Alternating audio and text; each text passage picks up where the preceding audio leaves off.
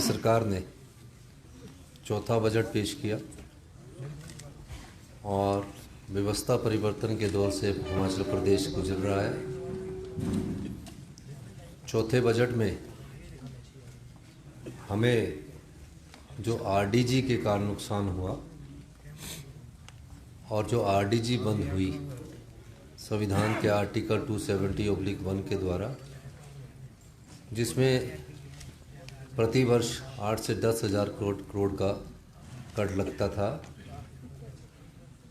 और पिछले वर्ष तक जो ये वित्तीय वर्ष चला हुआ है इसमें भी आरडीजी हमको सबसे कम 3300-3400 करोड़ रुपया मिलती थी, वो अगले वित्तीय वर्ष 2026-27 से बंद हो जाएगी। काफ़ी प्रयास किए गए, भारतीय जनता पार्टी के नेताओं से भी मुलाकात की गई और माननीय विपक्ष के नेता से भी बात की गई कि हम आपके साथ चलते हैं, लेकिन वो प्रयास सार्थक नहीं हो पाए। तो ये जो बजट की परिकल्पना की गई है, ये आत्मनिर्भर हिमाचल की बजट की परिकल्पना की गई है। इसमें ग्रामीण अर्थव्यवस्था को मजबूत करने की दिशा में कोई कटौती नहीं की गई है, एजुकेशन सेक्टर में कोई कटौती नहीं की गई है, हेल्थ सेक्टर में कोई कटौती नहीं की गई है, आईपीएच पीडब्ल्यूडी में भी बहुत कम कटौती की गई है, लेकिन इसके स्वरूप को बदलने की हमने कोशिश की है। गांव के किसान के हाथ में पैसा जाए, गाय पालक के हाथ में पैसा जाए और निश्चित रूप से ग्रामीण अर्थव्यवस्था को मजबूत करने की दिशा में ये बजट एक महत्वपूर्ण कदम होगा।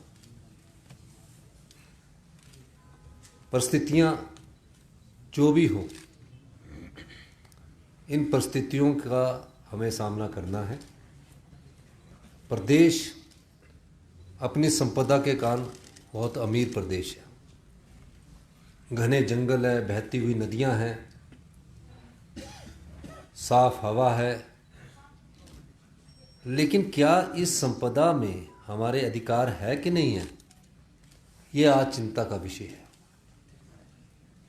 जिस संपदा से, चाहे एसजेवीएनएल है, चाहे एनटीपीसी है, चाहे एनएचपीसी है, जिस पानी से वो एसजेवीएनएल जो हमारे ही पानी से 67,000 करोड़ रुपए की कंपनी होगी, हमारा बजट आज महज घटकर 54,000 कुछ करोड़ का रह गया। मेरा ये मानना है कि हमारे मंत्रिमंडल के सभी सदस्यों ने मेहनत की, हमारे अधिकारियों ने मेहनत की और बजट के स्वरूप को जब मैं अंतिम रूप दे रहा था तो मैंने इस बजट के स्वरूप को खुद अंतिम रूप दिया और अपने बजट का आंकलन ये किया कि मुझे किस दिशा में आगे बढ़ना है। हमने जो योजनाएं लाई हैं उसमें आम आदमी को उससे मदद मिलेगी, मछली उत्पादक को उससे मदद मिलेगी। अब एक मछुआरा सुबह 4 बजे जाकर पौंग में मछली पकड़ता है, बिलासपुर के बीबीएमबी में मछली पकड़ता है, नदी के किनारे मछली पकड़ता है, उससे हम 15% रॉयल्टी लेते थे। हम जब उनसे मिले, हमारे मंत्रिमंडल के दो सदस्य धर्मानी जी और भवानी पठानिया जी ने उनसे चर्चा की, तो उनकी जब आर्थिक हालत को देखा गया, चाहे बिलासपुर में थे, चाहे फतेहपुर में था, चाहे ज्वाली में था, चाहे देरा में था, चाहे नदौन में था, जो भी नदी के किनारे शहर बसे हैं, तो उनकी आर्थिक दशा में कोई सुधार नहीं हो रहा था। इस दृष्टिकोण से हमने मछली उत्पादकों के लिए मुख्यमंत्री मत्स्य योजना लेकर आए ताकि गरीब आदमी को किसी प्रकार का नुकसान हो। आईआरडीपी का हमने सर्वे किया। आईआरडीपी में 11,000 परिवार पिछले 20 सालों से, जब से आईआरडीपी कच्चे मकानों में रह रहे हैं, उनकी परिस्थितियां ठीक नहीं है। और ये सर्वे पंचायत, एसडीएम और डीसी के माध्यम से करवाया गया, इस आंकलन के साथ कि समाज के अंतिम व्यक्ति तक उस संपदा का अधिकार मिले। और मुझे खुशी है कि जिन गारंटी की बात ये करते थे, उसके तीसरे चरण की शुरुआत हमने 1,500 रुपये के हिसाब से 1 लाख परिवारों को देने की शुरुआत हमने कर दी है। 1 लाख रुपया तो हम 1,500 रुपया इंदिरा गांधी प्यारी बहना सुख सम्मान निधि का देंगे, उसके अलावा 300 यूनिट फ्री बिजली अभी 1 लाख अति निर्धन परिवारों को देने की शुरुआत की गई है। ये उनका अधिकार है और उस अधिकार के तहत हमने इनको ये दिया है। पीने के पानी का फ्री पानी देंगे और जो हिमाचल प्रदेश समृद्ध हिमाचल प्रदेश तब बनेगा जो 27,000 घर है जो कच्चे मकानों में रहते हैं उनको कम से कम चरणबद्ध तरीके से उन्हें हम पक्का मकान अलॉट करवाएं। ये अपना परिवार सुखी परिवार योजना के तहत इनको दिया जा रहा है। इसके अलावा जो दिव्यांग है उसको भी हमने बढ़ाया, 1700 से बढ़ाकर हमने 3,000 रुपये किया है। हेल्थ में हम बहुत बड़ा परिवर्तन करने जा रहे हैं, शिक्षा में बहुत बड़ा परिवर्तन करने जा रहे हैं। ये सब योजनाएं जो है वो यहाँ की समस्याओं को समझने के बाद लाई गई है और सामंजस्य बनाने की कोशिश की गई है। मैं एक बात कहना चाहता हूँ कि भारतीय जनता पार्टी हिमाचल विरोधी क्यों है। आपदा में वो जनता के साथ नहीं खड़े होते, आरडीजी बंद होने में वो जनता के साथ नहीं खड़े होते, वो तो अपराधी की भूमिका की तरह न काम करते हैं। अभी भी बजट हम पेश कर रहे थे, उन्हें सिर्फ अपना लग रहा था, हमें पूरे हिमाचल प्रदेश की 75 लाख जनता का लग रहा था। कभी किसी ने कल्पना सो की है? कभी किसी ने, आप लोगों में से भी किसी ने कभी कोई मांग नहीं की थी कि जो हम पानी पीते हैं उसमें क्लोरीन और ब्लीचिंग पाउडर की स्मेल आती है। मेरी माननीय अग्निहोत्री जी से चर्चा हुई, इस वर्ष पहली बार हिमाचल की जनता के लिए ओजोनेशंस के द्वारा, आरओ के द्वारा 3 चरणों में वर्ल्ड क्लास क्वालिटी का पानी उपलब्ध करवाने के लिए की शुरुआत हम शिमला म्यूनिसिपल कॉरपोरेशन से करने जा रहे हैं। क्या होता है इस पानी से? कुछ ना कुछ, जब शरीर की शारीरिक क्षमता कमज़ोर होती है तो कोई ना कोई बीमारी आपको घेर लेती है। आपको पता भी नहीं लगता, पता उसका अंतिम स्टेज में लगता है। हमने उस दिशा में अपनी सोच को बढ़ाया और जब हमने उसको महसूस किया, उस महसूस करने को ही व्यवस्था परिवर्तन कहते हैं। जहाँ जनता की समस्याओं को महसूस करके योजनाएं लाई जाए उसको व्यवस्था परिवर्तन कहते हैं। हेल्थ सेक्टर में क्या है आपके? हेल्थ सेक्टर में हम कितने सालों से आईजीएमसी जा रहे हैं और टांडा जाते हैं। फिर ऐसा क्यों होता है कि हम आईजीएमसी से अपने आप को रेफ़र कर देते हैं? और ऐसा क्यों है कि इतने सालों से पुरानी इतनी मशीनें पड़ी है? 19 साल पुरानी एमआरआई पड़ी है, आपके अल्ट्रासाउंड बराबर ख़राब है, आपका जो छोटा बेबी है वो केएनएच में पैदा होता है, उसकी आगे की देखभाल आईजीएमसी में होती है। क्यों नहीं सोचा गया इस दृष्टिकोण से? हमारी सरकार, हमारी मंत्रिमंडल के सदस्यों ने सोचा। आज मुझे खुशी है कि हम अभी उसको एम्स स्तर का उन्नत किस्म के हाई एंड टेक्नोलॉजी और स्टाफ की तरह हम कोशिश कर रहे हैं और उसमें हमको सफलता भी मिल रही होगी। तो हम कैसे आगे बढ़ेंगे? इसलिए हेल्थ सेक्टर को हमारी प्राथमिकता में, एजुकेशन सेक्टर हमारी प्राथमिकता में, ताकि सरकारी स्कूलों में पढ़ने वाले बच्चों को उच्च शिक्षा मिल सके, अच्छी शिक्षा मिल सके। उस दृष्टिकोण से हमने उसमें के बजट में कोई कमी नहीं की है। इसके अलावा आज जो बजट प्रस्तुत किया गया है ये उन चीज़ों को रेखांकित करता है जो आने वाले समाज में बदलाव के दृष्टिकोण से पेश किया गया है। ये कोई बजट साधारण बजट नहीं है, ये उस अनुभव का एक सार है जो हिमाचल प्रदेश की जनता को चाहिए। हमने 3 शहर बनाने की कल्पना की। हमारे लोग जीरकपुर जाते हैं, पंचकूला जाते हैं, हमारे लोग वहाँ फ्लैट खरीदते हैं।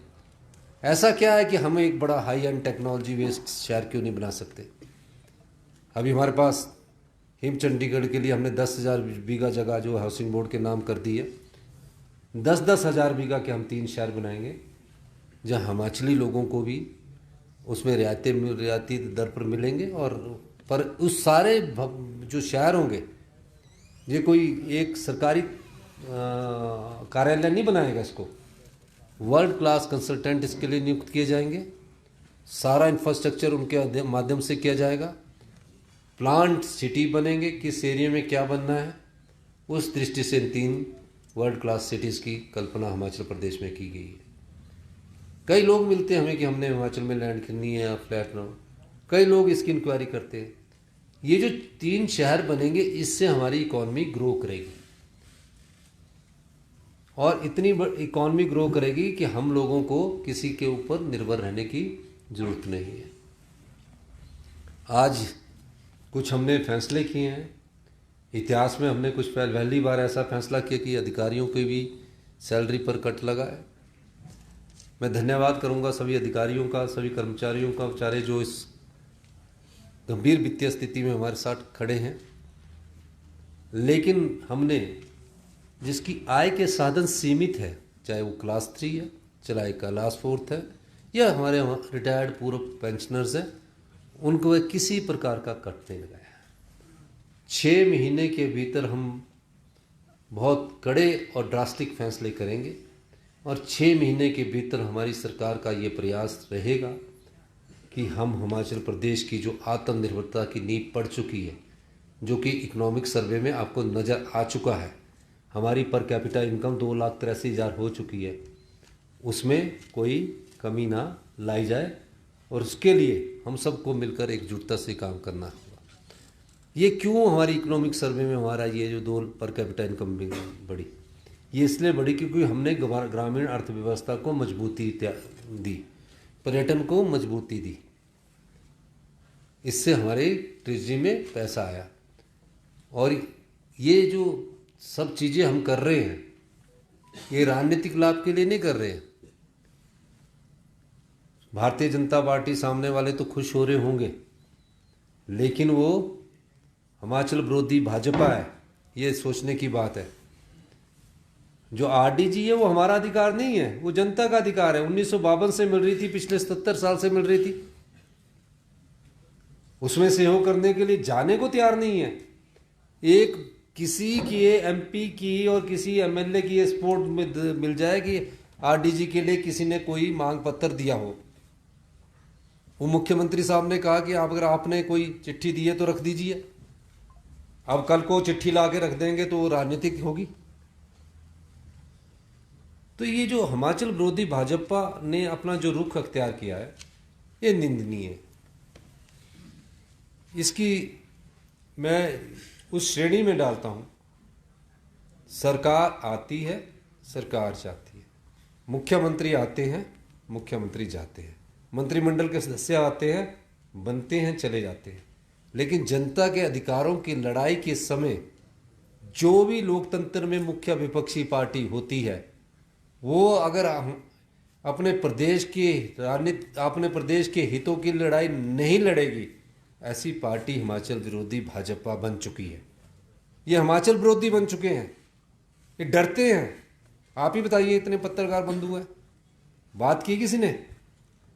इनका तो सिर्फ एक आरोप होता है, हिमाचल प्रदेश में कांग्रेस की सरकार का विरोध करना, सोशल मीडिया बालूगंज के द्वारा मुख्यमंत्री का विरोध करना, उस पर चर्चा करना, प्रदेश हित की बात नहीं करना। ये जो मैंने आज फैसला किया है, ये मैंने कोई राजनीतिक लाभ के लिए फैसला नहीं किया है कि मुझे इससे राजनीतिक लाभ होगा।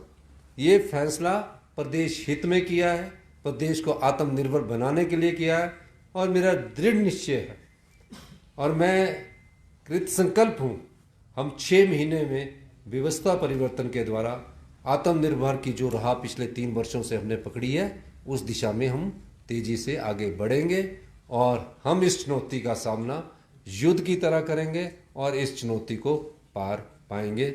यही मैं कहना चाहता हूं, क्योंकि बजट में आपने बहुत कुछ सुन लिया है, काफ़ी देर से आप बैठे हैं, कोई आप सवाल करना चाहते तो आप पूछ सकते हैं। सर, 2 बेसिक क्वेश्चन हैं। इससे कितनी सेविंग होएगी? जो आपने कट लगाया या डेवलपमेंट जिसको कह रहे हैं, इससे कितनी सेविंग होएगी? 1 नंबर 2, हमारा डेट बर्डन किस लेवल पे कितना है, आप वो फिगर दे दीजिए। देखिए, एक मैं चीज़ बताना चाहता हूँ, अभी कट लगा है, अब कितना सैलरी पेंशन में कट कर रहा है ये तो हमारे फाइनेंस डिपार्टमेंट करके बताएगा, इसका आंकड़ा मैं अभी बता नहीं सकता। लेकिन जो डेट वर्डन है इस वर्ष का मैं आपको आंकलन देना चाहता हूँ। इस बार हमको डेट मिलेगा 10,000 करोड़ रुपया। कितना मिलेगा? 10,000 करोड़ रुपया। और वापस कितना करना है? 13,500 करोड़।